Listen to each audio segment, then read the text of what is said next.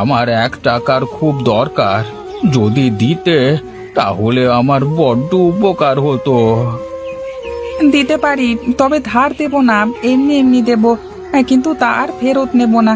যদি রাজি থাকো তাহলে বলো, আমি 1 টাকা দেব তোমাকে। টাকা আর ফিরিতে কি করে নেব? আচ্ছা বেশ, টাকা এমনিতেই নেব, আর তার বিনিময়ে আমি তোমাকে একটা কাজ দেব। আচ্ছা, দাও তো দেখি কি কাজ দেবে। এটা কি করলেন আপনি?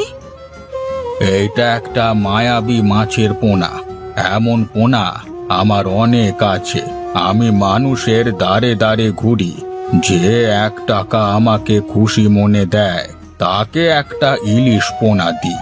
এই একটা ইলিশ থেকে অনেক ইলিশ হবে, তবে শর্ত একটাই, এই ইলিশ 1 টাকা করে শুধু গরিব দুঃখীদের মধ্যে বেচতে হবে। মনে রাখিস, শুধু গরিব মানুষের কাছেই বেচতে হবে। আরে আরে, বৃদ্ধ লোকটা কোথায় গেল? তার মানে সে কি কোনো আগন্তুক ছিল? যাই হোক না কেন, বাড়িতে যাই। গিন্নি আমার জন্য আবার বাড়িতে বসে আছে। বাজারে যে বাজার করতে হবে আবার আমাকে।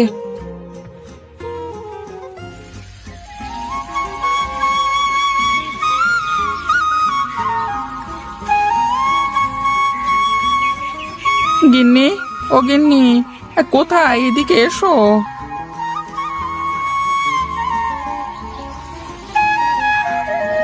গিন্নি, বাড়িতে চিড়ে মুড়ি থাকলে দুটো দাও, একটু খাই, অনেক ক্ষুধা লেগেছে আমার। তুমি এসেছো? যাও বাজার করে নিয়ে এসো। বাড়িতে খাবার মতো কিছুই নাই।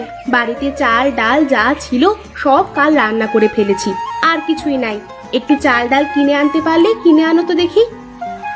আজ 1 সপ্তাহ ধরে কোনো কাজ নেই, কাছে শুধু 100 টাকা পড়ে আছে। এই টাকা দিয়ে যে কি কিনবো তাই তো ভেবে পাচ্ছি না আমি। এক কাজ করো, 100 টাকা দিয়ে আটা কিনে নিয়ে এসো, রুটি বানিয়ে দেবো। তাহলে তাই করি, আজকের মতন রুটি কিনে নিয়ে আসি। তারপর দেখি, একটা কাজের জোগাড় করতে পারলে ভালো করে বাজার করা যাবে। আচ্ছা যাও, তাড়াতাড়ি আটা কিনে নিয়ে এসো। আমি পাশের বাড়ির ভাবির থেকে রুটি বানানোর তাওয়াটা নিয়ে আসি। আচ্ছা আচ্ছা, আমি তাহলে বাজার থেকে ঘুরে আসি। আচ্ছা যাও।